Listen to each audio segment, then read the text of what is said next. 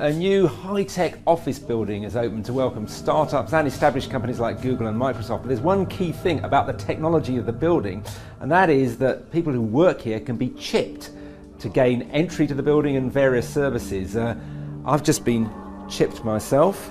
It's not a painless process, but it doesn't last too long, not too difficult. Minor surgical procedure, which basically involves a little chip the size of, I suppose, of a grain of rice being inserted under your skin.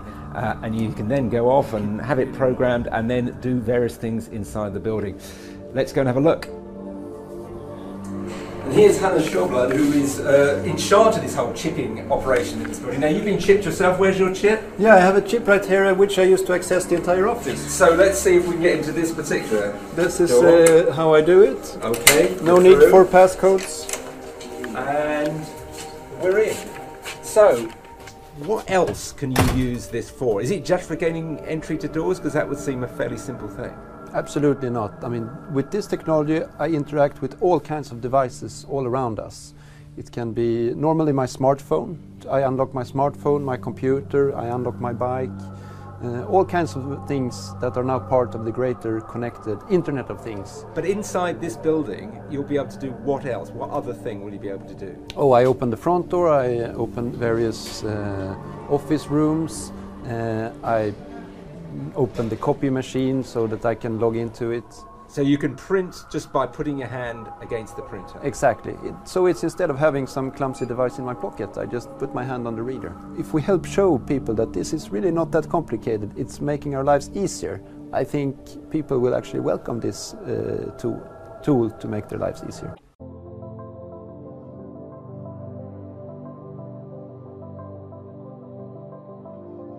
Well, this week, President Obama also made waves with his speech at the National Prayer Breakfast when he spoke of ISIS and then issued these words of warning to Christians.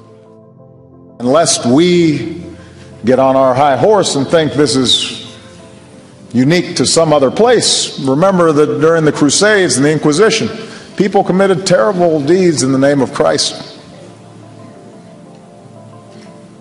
In our home country, slavery and Jim Crow all too often was justified in the name of Christ.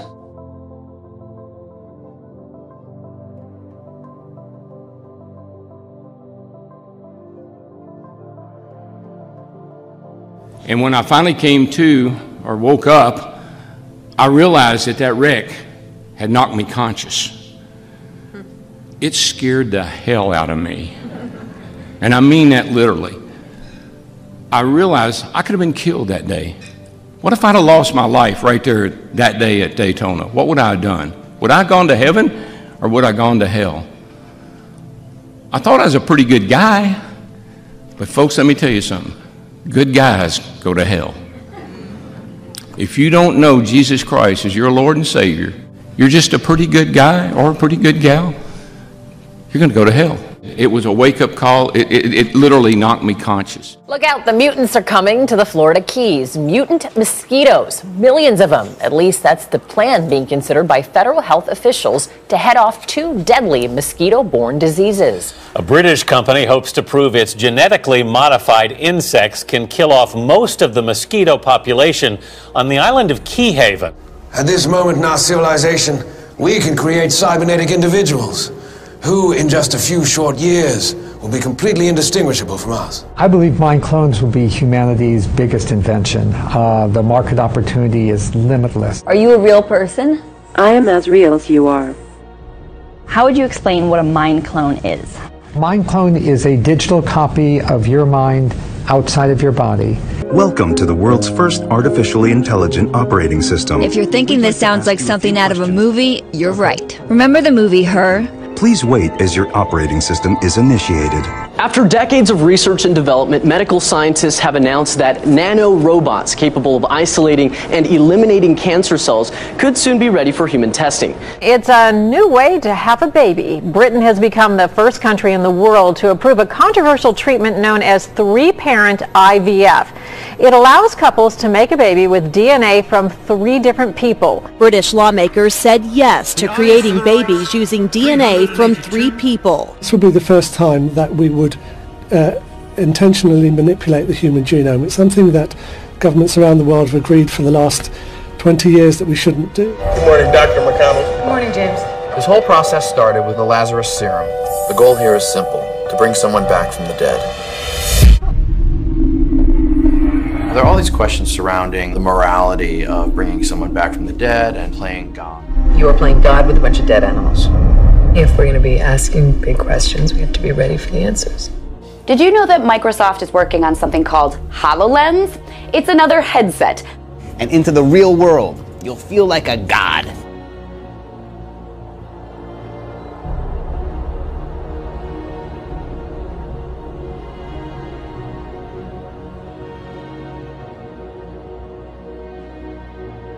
This morning, the Navy is celebrating the firefighter of the future.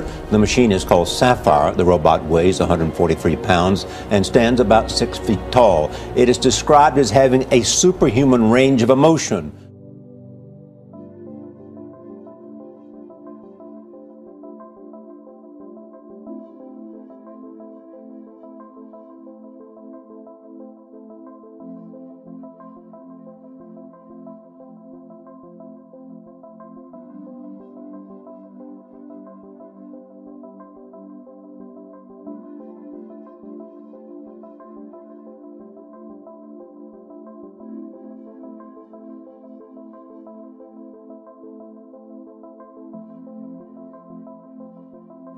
The world's powerful Large Hadron Collider in Switzerland will attempt to recreate the split second after the Big Bang, the moment scientists believe the universe was formed.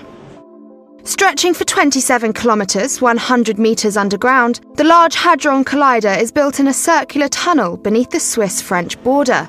The European Organisation for Nuclear Research is gearing up for the second 3-year run of the Collider, which will take place this March after a 2-year shutdown. When we start again with the collisions, is that we try to mimic the circumstances from the early universe. It will fire 2 beams of particles in opposite directions, close to the speed of light.